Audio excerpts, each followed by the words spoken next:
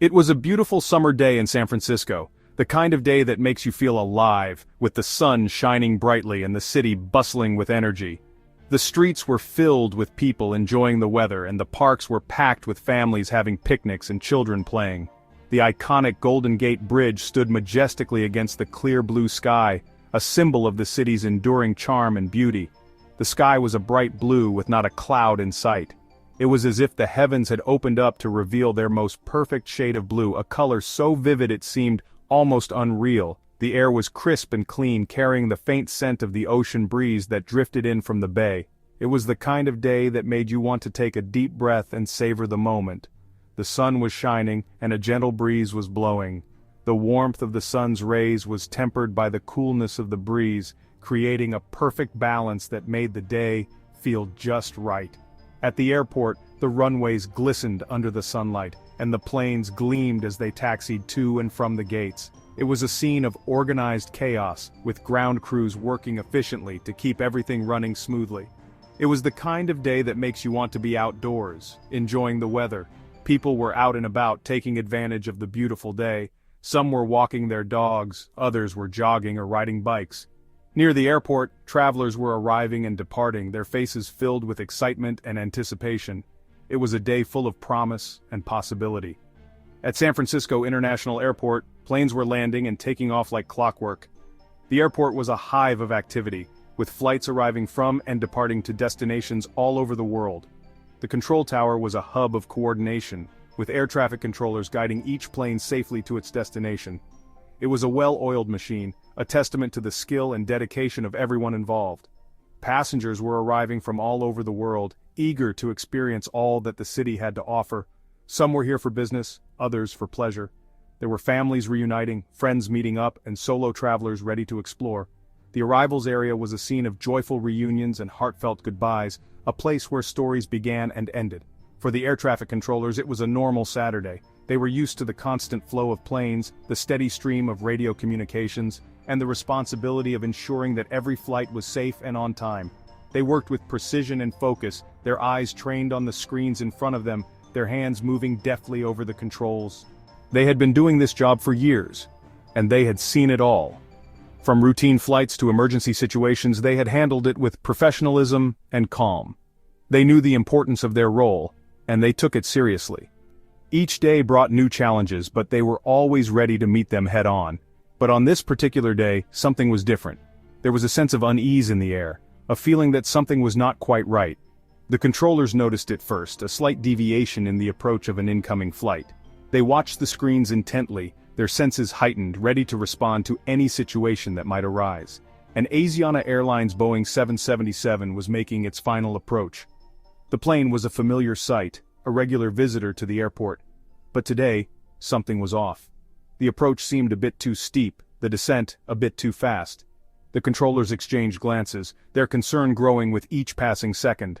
On board was a trainee pilot, eager to prove himself. He had trained for this moment, spent countless hours in the simulator, and now it was his chance to show what he could do. He was focused, determined, and ready to make a perfect landing. But the reality of the situation was different from the controlled environment of the simulator.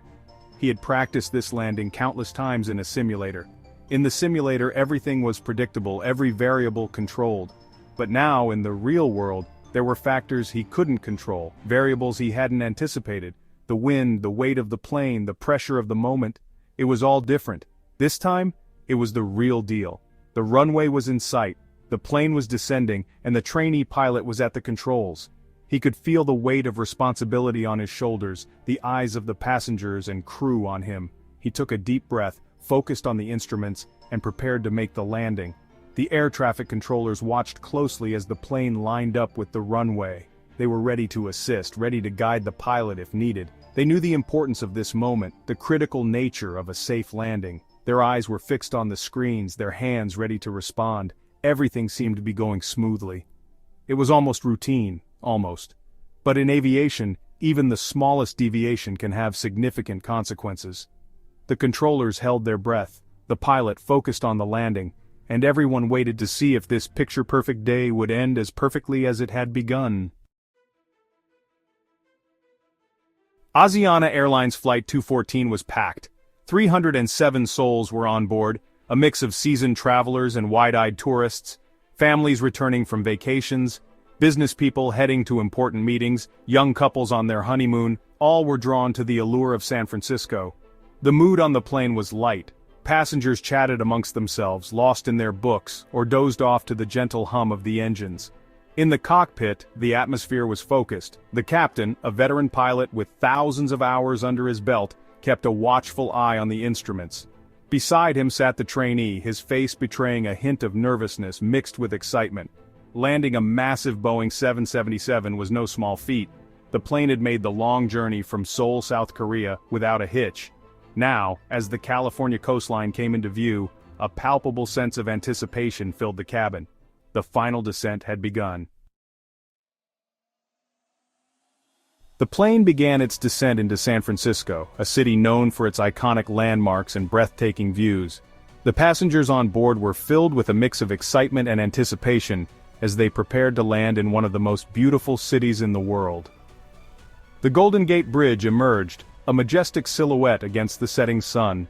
Its red towers stood tall, casting long shadows over the bay, creating a picturesque scene that seemed almost too perfect to be real. From the cabin, the city looked like a sparkling jewel box. The lights of San Francisco twinkled like stars, each one telling a story of the vibrant life below. The passengers couldn't help but be mesmerized by the view, feeling a sense of wonder and awe. Passengers reached for their cameras, eager to capture the moment. They snapped photos and recorded videos, wanting to preserve the memory of this beautiful descent forever. The cabin was filled with the sounds of clicking shutters and excited chatter. But in the cockpit, the mood was changing. The pilots were focused, their eyes scanning the instruments and the horizon. The atmosphere was tense, as they knew that the final moments of a flight required utmost precision and concentration.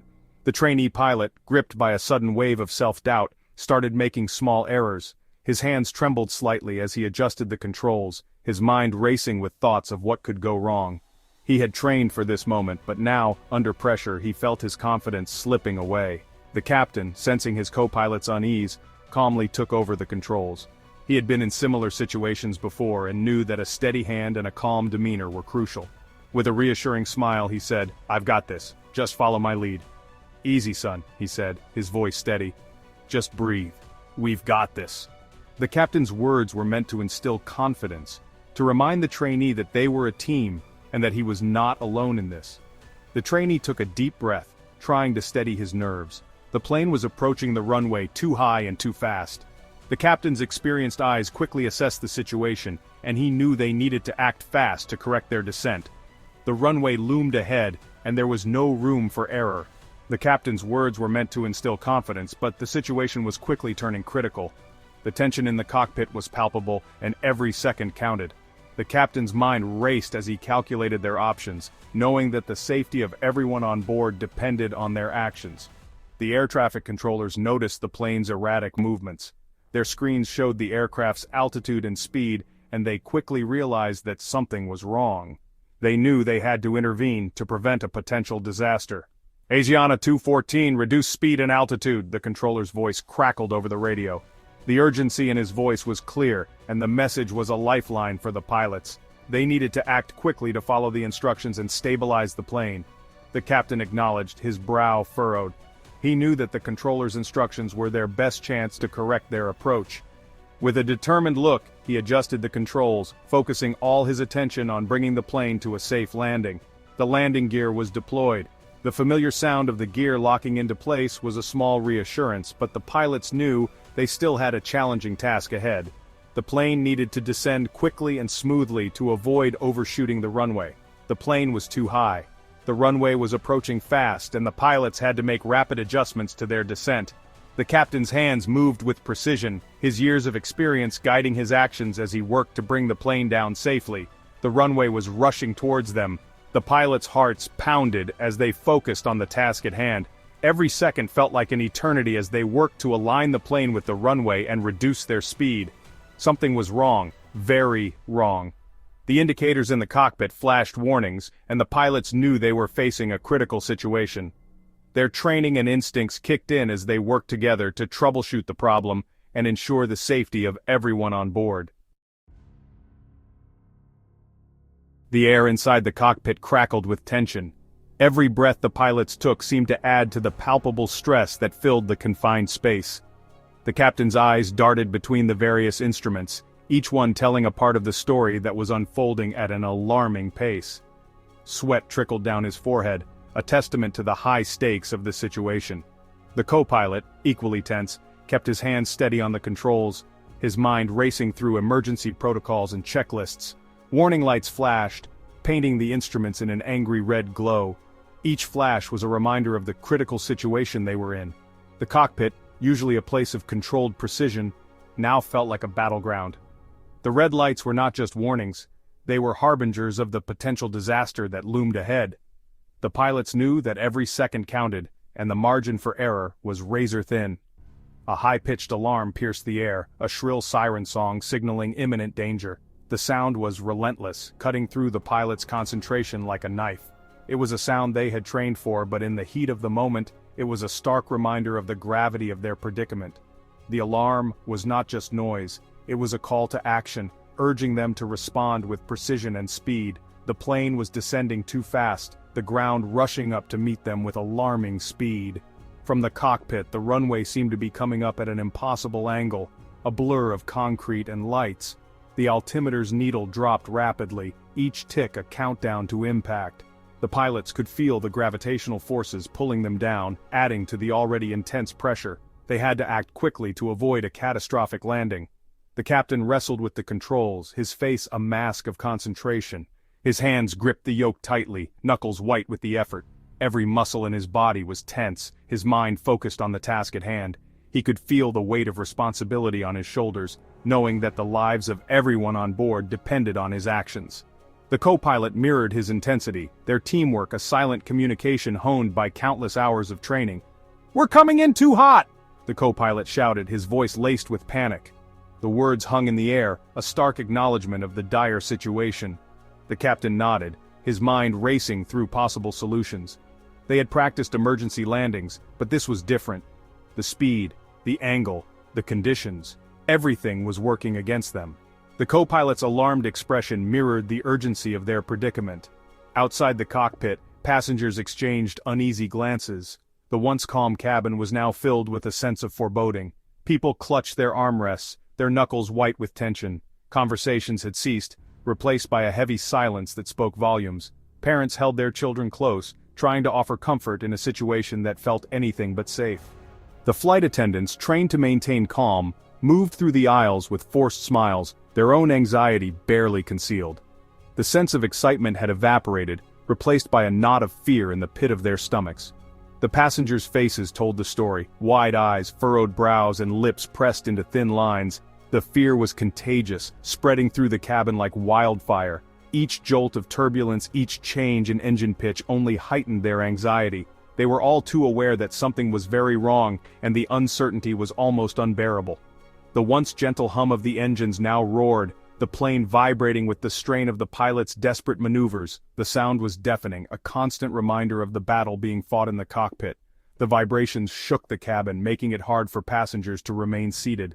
The engines, pushed to their limits, groaned under the strain, their mechanical protests adding to the cacophony. It was a symphony of chaos, each note a testament to the struggle for control. "Hold on!" the captain yelled, his words barely audible above the cacophony of alarms. His voice was a lifeline, a command that cut through the noise and chaos. The co-pilot responded immediately, their coordination a dance of survival. The captain's orders were clear and concise, each one a step towards regaining control.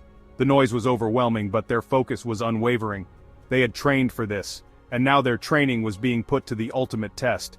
He struggled to regain control of the aircraft, pulling back on the yoke with all his might.